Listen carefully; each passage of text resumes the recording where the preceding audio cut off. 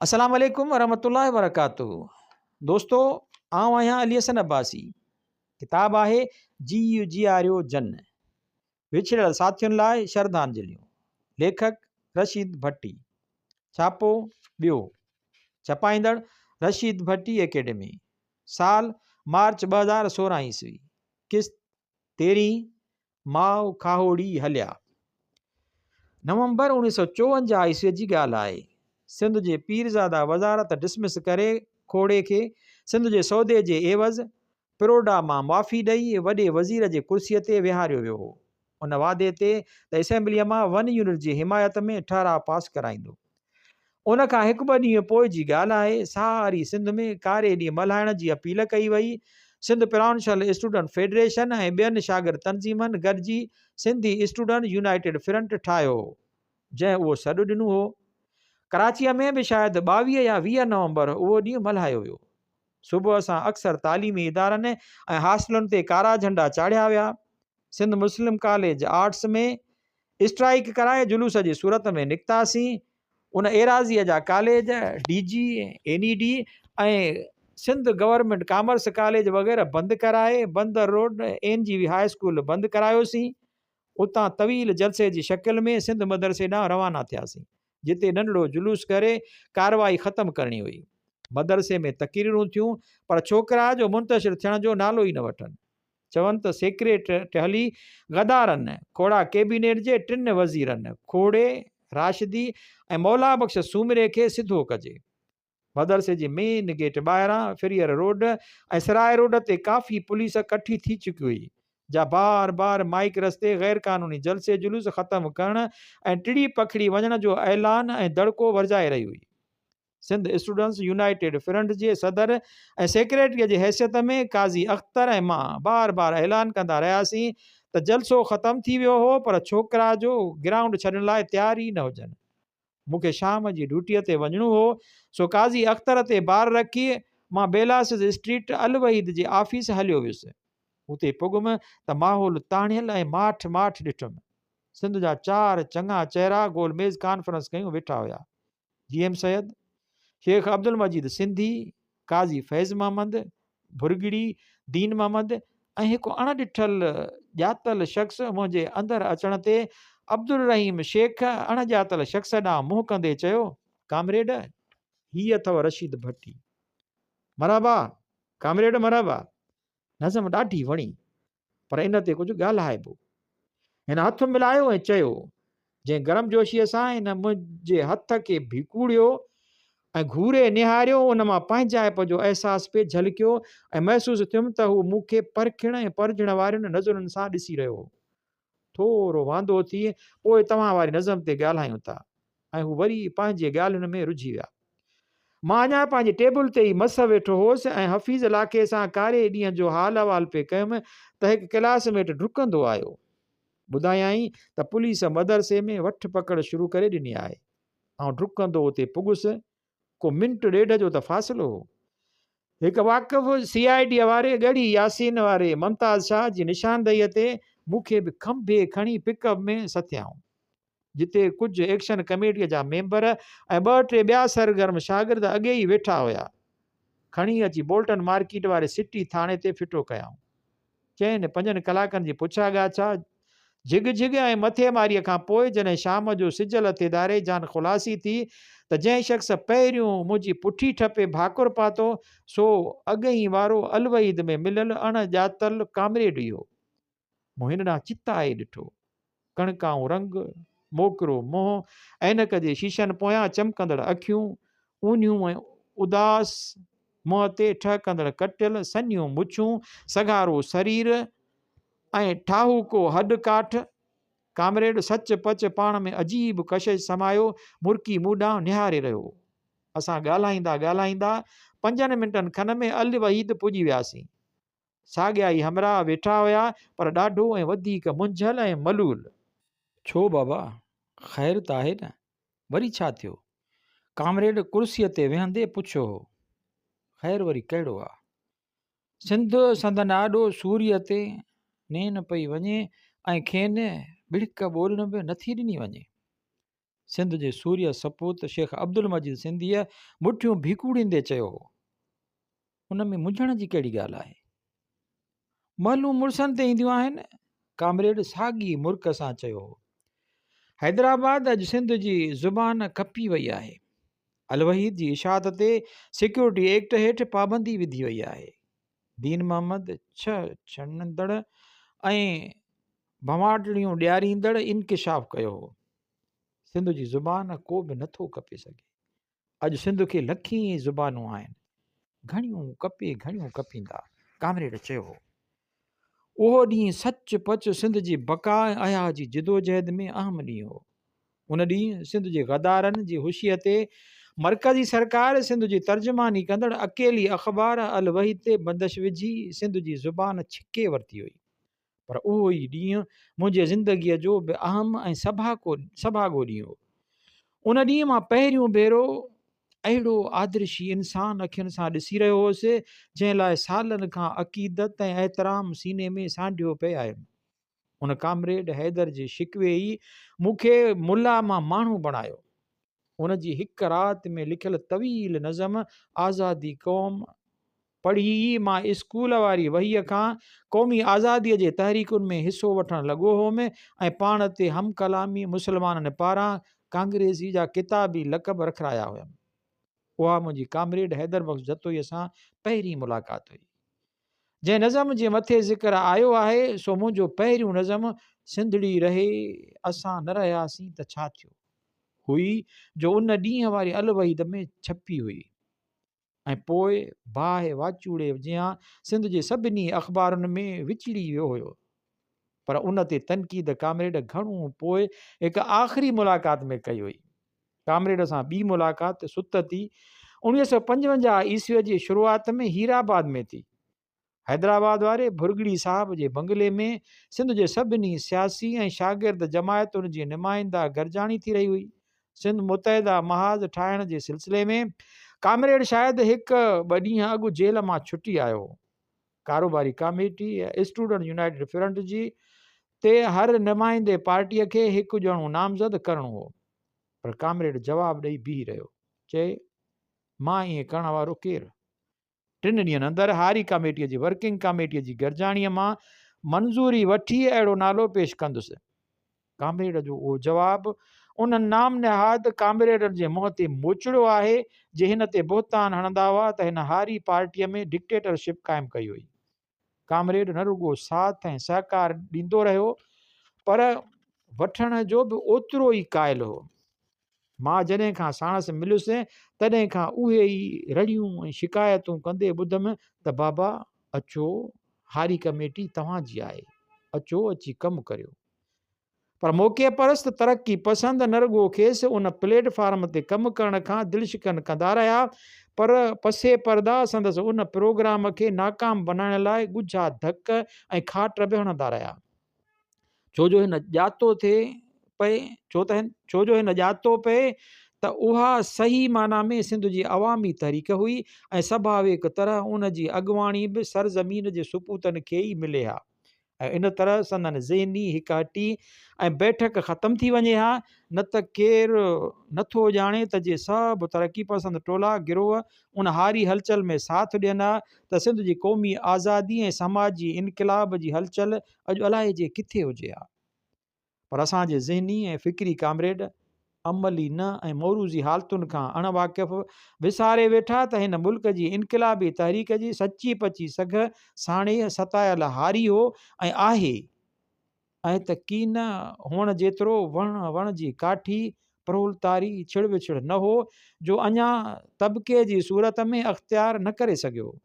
उन बाद 1957 ईस्वीअ ताईं कामरेड सां ॾाढियूं गहरियूं ऐं डिघियूं मुलाक़ातूं थींदियूं रहियूं।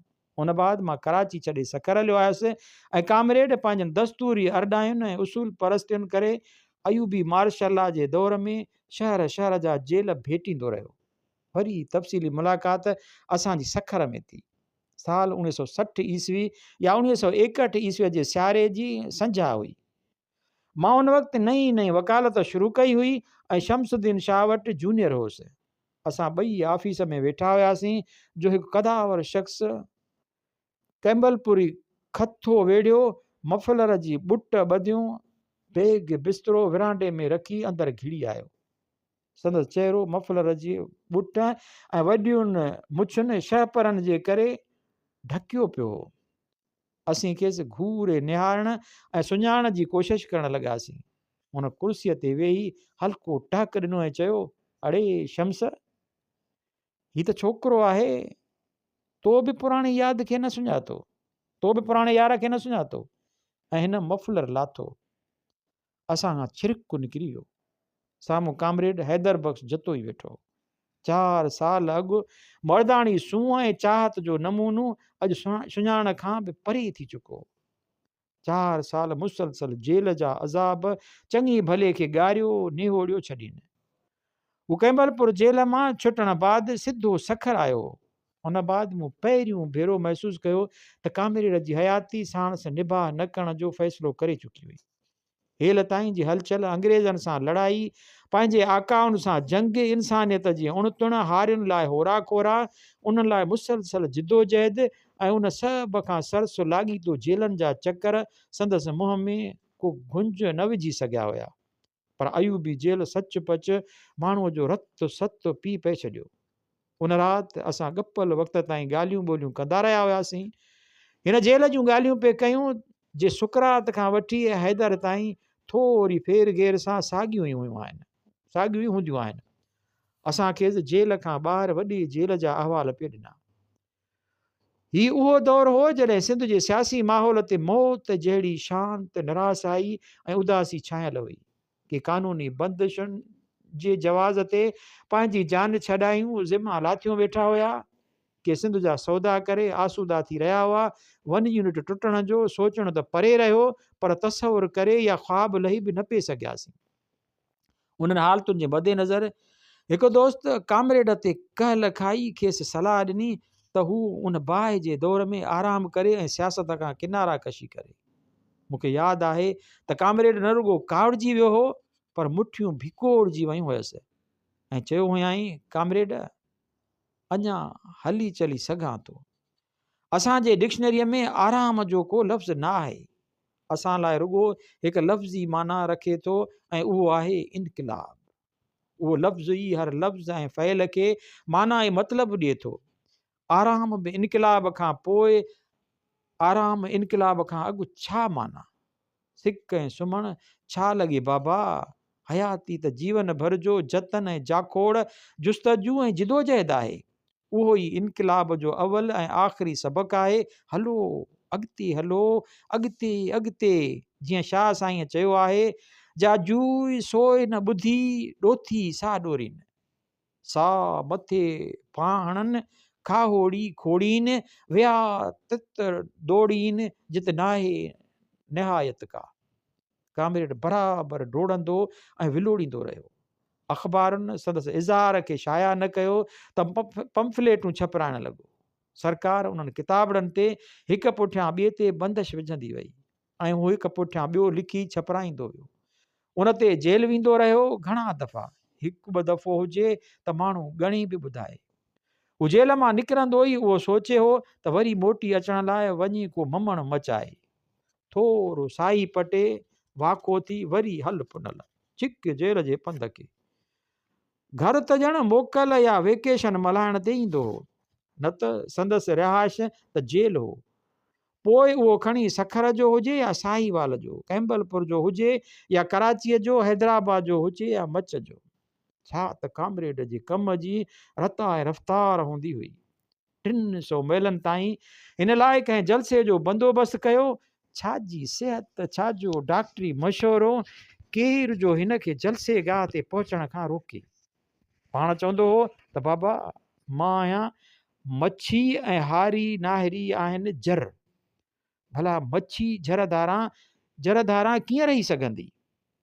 रुगो ख़बर पहुतसि किथे कंहिं हारीअ सां को ज़ुल्म या ॾाढ थियो आहे, ईअं अची पुॼंदो जीअं लोक कहाणियुनि में वार खे तव ॾियण सां देव अची पुॼंदो हो। संदसि अहिड़ी हिकु जोश, जज़्बे ऐं विलविले जो हिकु वाक़ियो यादि आयो अथमि।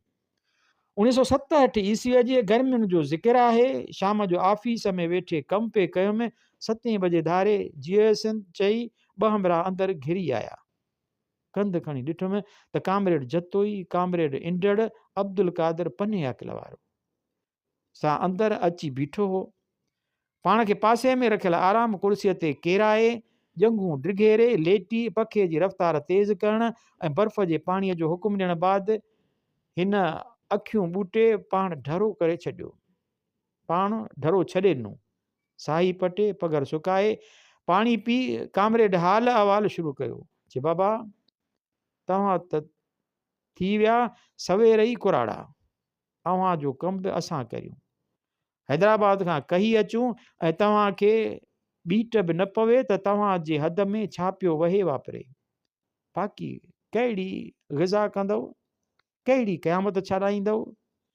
गुडूअ में गुडू बैरेज कमांड एराज़ीअ में कहर लॻा पिया आहिनि, कीस थी विया आहिनि, वेल वही चुका आहिनि ऐं तव्हां पिया निंडूं कयो ऐं ॾोकड़ मेड़ियो।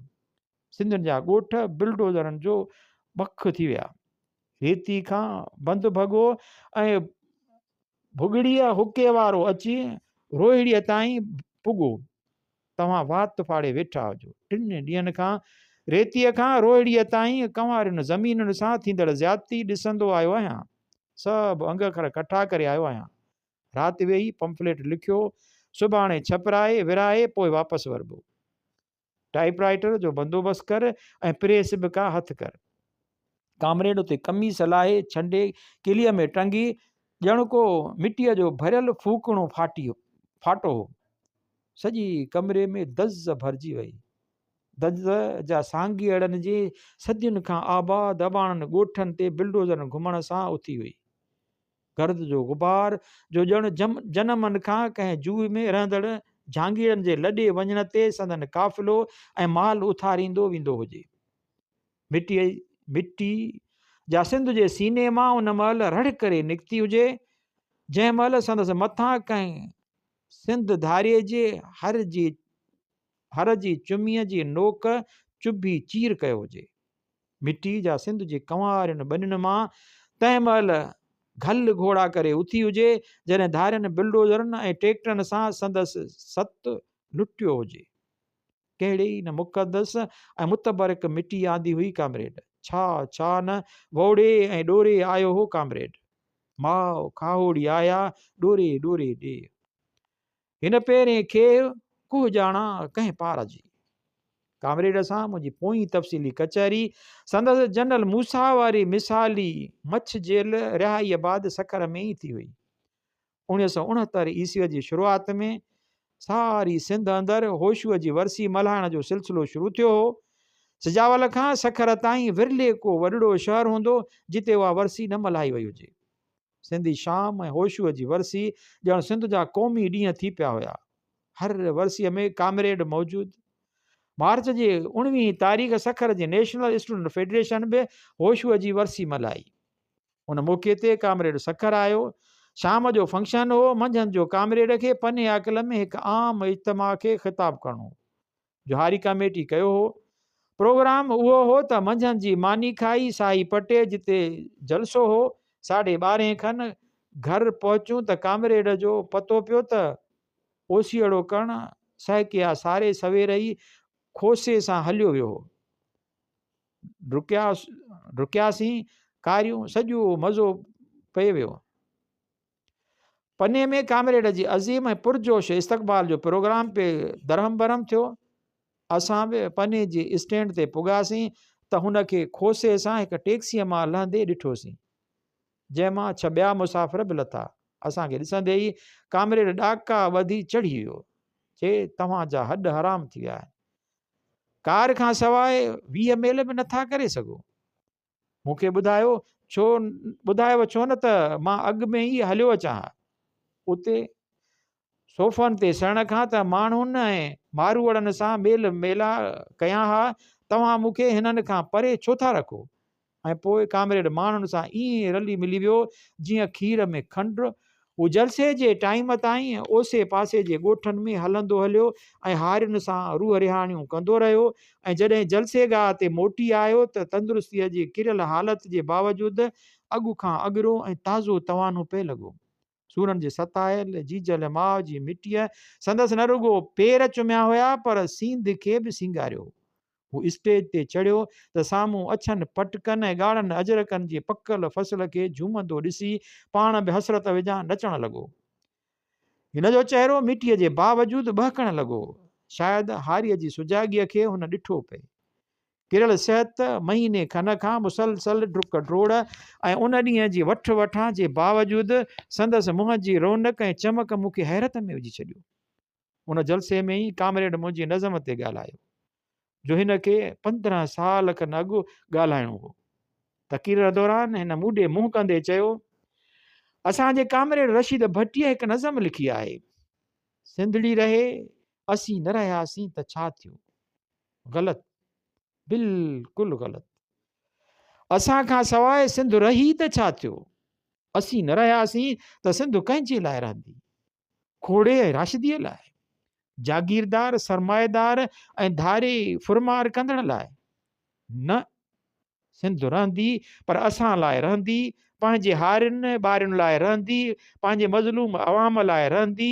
उन करे सिंध बि रहंदी ऐं असां बि रहंदासीं। कामरेड उन ॾींहुं न रुगो मुंहिंजी नज़म ते तनक़ीद कई हुई पर इशारे में उन्हनि शख़्सनि खे बि घणो कुझु चई वियो हो। जीअं सिंधी क़ौमियत जी तहरीक खे या जीए सिंध हलचल खे शावनिस्ट कौमपरस्त जी तहरीक कोठे रहिया हुआ ऐं कामरेड खे उन खां अलॻि थलॻि करे खेसि रुगो तबक़ाती कशमकश वॾेरे ख़िलाफ़ जो अॻुवाण बनाइण जी कोशिशि करे रहिया हुआ।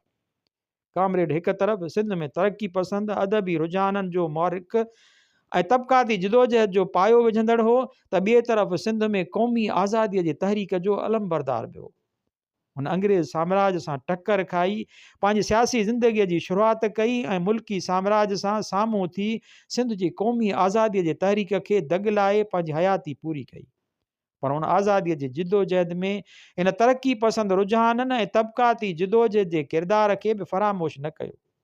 उन ॾिस में बि कामरेड जो किरदारु वाज़े साफ़ रहियो। हारी कमेटीअ जे झंडे हेठि हलायल जिदोजहद ॿुधाए थी त हिन क़ौमी आज़ादीअ ऐं हारीअ जे छुटकारे खे हम आहंग कयो हो। कामरेड असांजे सदीअ जे मुंझारनि बहराननि ऐं तूफ़ाननि जो अक्स हो। हू असांजी क़ौमी जिदोजहद जो नुमायां ऐं अहम नुक़्तो हो। हू अहिड़नि अलमबरदारनि मां हो जो अहिड़नि दौरनि में पैदा थी अॻिते वधंदे विढ़ंदे लड़ंदे जीअरे रहण जो हक़ हासिल कंदा ऐं अदा कंदा आहिनि।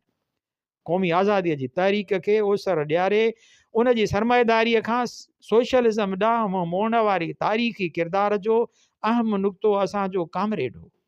हू न रुगो सिंध जी सतायल हारीअ जो हमदर्द ऐं अवामी इनक़लाबी रहनुमा हो पर मज़लूम सिंधी क़ौम खे देसी साम्राज्यनि जी साज़िश ऐं तोसी पसंदीअ जे आज़ार खां छुटकारो ॾियारण वारी तहरीक जो बि हिकु सूर्य सरवाण हो। हू सिंध में हारी हलचल जो बानीकार हो। संदसि अख़बार हारी हक़दार विरासत खां पोइ पहिरीं सची पची सोशलिस्ट ऐं इनक़लाबी नज़रियनि वारी सियासी अख़बार हुई। हू सियासी ऐं इक़्तिसादी फ़िक्र जो प्रचार कंदो रहियो। उन अख़बार ई सिंध में उन फ़िक्र ऐं नज़रिए जी तनज़ीम लाइ राह हमवार कई। उन भेरे जॾहिं कामरेड सखर आयो त साणसि दिलि खोले कचहरियूं थियूं। अलाए जे छो परूण पे पिया त कामरेड सां वरी ईअं नवे किलाईअ में मिलण जो मौक़ो मिले या न।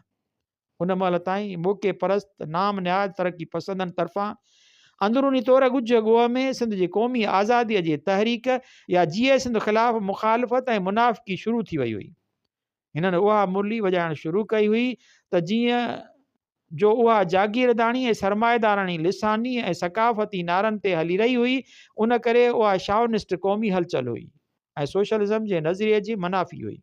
मूंखे यादि आहे त जॾहिं हिकु दोस्त उहा ॻाल्हि कई त जतोई साहब भड़की उथियो हो ऐं ॻाढ़ो थी वियो हो। हिन चयो हो, बकवास था करेनि, सोशलिज़म का संदन बाबे जी मीरास न आहे। मां बि सोशलिज़म एतिरी ॼाणा जेतिरी हू ॼाणीनि था। ज़ुबान ऐं सकाफ़त अवाम जो विरसो हूंदा आहिनि न की जागीरदार ऐं सरमाएदार जो। हर अवामी शइ जो तहफ़ुज़ सोशलिज़म जे ऐन उसूल पटरांदड़ आहे पर असांजी तहरीक रुगो लिसानी ऐं सकाफ़ती नारनि ते किथे थी हले।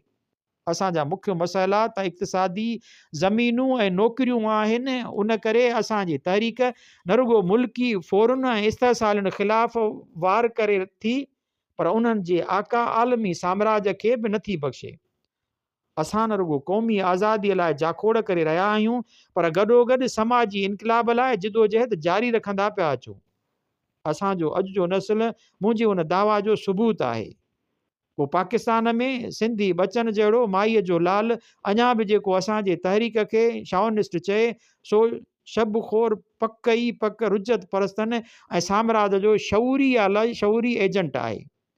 पोइ त मां बि शाउनिस्ट आहियां, छो जो जीए सिंध पहिरियों भेरो मूं चयो ऐं उन लाइ न रुॻो जेल वञण लाइ तयारु थियुसि, पर वियुसि बि। उहो छो था विसारीनि त असांखे हिते इस्तराकियत पंहिंजी सरज़मीन जे ऐं मक़ामी हालतुनि ऐं घुर्जुनि खे ध्यान में रखी आणो आहे। उहो छो था विसारीनि त असांजो मुल्क कंहिं बि प्रोलतारी इनक़लाब लाइ तयारु न थियो आहे ऐं नई वेझड़ाईअ में थींदो। नज़र अचे थो हिते अञा सरमाएदारी दौर खां अॻु वारा पैदावारी नाता ज़वाल पज़ीर न थिया आहिनि। असांखे क़ौमी हलचल जे पनाह में जलसनि में सुजागी आणे तरक़ी पसंदि कुवतुनि खे कठो करे तयारु करिणो आहे। हिकु कामरेड जंहिं ते बैनल अक़वामियत जो भूत कुझु सरस सवार हो चयो, पर कामरेड इस्तराकी त बुनियादी तौर बैनल अक़वामियत में वेसा रखंदो आहे। कामरेड माना भरी बुरक सां वराणियो बराबरि, पर बुनियादी तौर ऐं उहो बि सम्झ त बैनल अक़वामियत छा आहे। ॿुध, लेनिन चवाणी बैनल अक़वामियत जो पहिरियों उसूल प्रोलतारी पार्टियुनि ऐं इनक़लाबी हलचल जे सरगर्मियुनि में क़ौमी ऐं बैनल अक़वामी ख़ासियतुनि जी हिक जहिड़ाई या हमआहंगी आहे। लेनिन क़ौमियत ऐं क़ौमी हक़नि खां इनराफ़ जी सख़्तु मुखालिफ़त कई आहे। हिन क़ौमी आज़ादी ऐं हक़नि जो सबक़ु ॾिनो आहे। बैनल अक़वामियत जे उसूलनि पटरांदड़ अॻिराईअ वारी क़ौम परस्ती त वाक़ई ग़लति आहे, पर असां वारी न। असां कंहिंखां कुझु खसियूं नथा। असां पंजाब ऐं सरहद में नौकरियुनि ऐं ज़मीन जी घुर नथा करियूं, नई नियत रखूं था, पर असां त पाण खां खसियल हक़ वापसि वठण जी कोशिशि करियूं था। मज़लूम तबक़नि जियां क़ौमूं बि मज़लूम थींदियूं आहिनि। लेनिन उहो बि चयो आहे त हर इनक़लाबी टोले लाइ पंहिंजे मुल्क जी समाजी ऐं क़ौमी आज़ादीअ जे मसइले जो असराइतो अमल आलमी इश्तराकी इनक़लाब जे गॾियल लाभ लाइ हलंदड़ हलचल वास्ते हिकु अणटर ज़रूरत आहे। उहा मुंहिंजी कामरेड सां आख़िरी मुलाक़ात हुई। उन बाद कामरेड ड्रथो त वरी न संभरियो। गपल वक़्तु इस्पताल में रहियो, जितां बाद में जाइ ते आंदाऊंसि। गुज़िरियल मार्च में मां ऐं अयाज़ संदसि घर वियासीं। खेसि डॉक्टरनि घणी ॻाल्हाइण खां मनो कई हुई। रस्मी ख़ैराफ़ियत ऐं तब परसीअ खां पोइ असां झट पलक हुन वटि वेही उथियासीं। ॾाकण पासे मुड़ियासीं त हैदर ॻाल्हायो, कामरेड बीह। अयाज़ बीही रहियो, मां बि पुठिते वरियुसि। मौत हिन ॻाल्हाइणु शुरू कयो त इनक़लाबीअ लाइ का माना नथो रखे। हिन लाइ संदसि आदर्श या इनक़लाब ई सभु कुझु आहे। पोइ के वीचारा वाट में ई मारिजी वेंदा आहिनि, के भॻवान हूंदा आहिनि जे कुझु माणी मरंदा आहिनि। मां उन्हनि मां आहियां। अॼु मां आज़ादी ऐं इनक़लाब खे साम्हूं ईंदो थो ॾिसां। सिंध जी मानाइती मिटीअ मां अकीचार इनक़लाबी जनम वठी चुका आहिनि। भंभट भंभट बाहि भड़की उथी आहे। पक अथमि त हिन सरज़मीन ते इनक़लाब ईंदो, ओस ईंदो। इन करे अॼु मूंखे मरण में मुसरत थींदी, न त कामरेड। अयाज़ खेसि विच में कटियो। असांखे सिंध खे अञा तव्हांजी ज़रूरत आहे। हारियुनि खे अञा हैदर जी घुर्ज आहे। तव्हां आराम करियो। असां ॻोरनि पेरनि सां मोटियासीं। असां जूं अखियूं आलियूं हुयूं ऐं हां हारियल। असां ॾिठोसीं पए त कामरेड असांखे अकेलो छॾे वञण जी संबत करे रहियो हो। ॾाकण तां लहंदे अयाज़ झूंगारियो, माओ खाओड़ी हलिया दुहां दुखाए, वड़ा वसाए ॾोथी डूंगर वट में। हफ़्तेवार, सुबुह सिंध, कराची।